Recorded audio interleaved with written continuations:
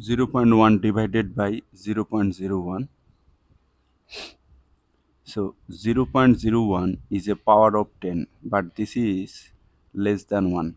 10, 100, 1000, these are power of 10 but greater than 1, but 0.1, 0.01, 0.001, these are power of 10 but greater than less than 1.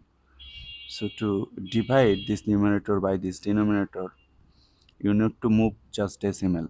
Equal number of places as in power of 10.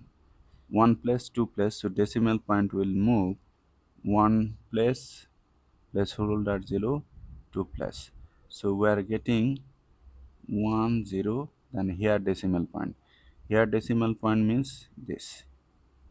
That is 10 is the answer, right?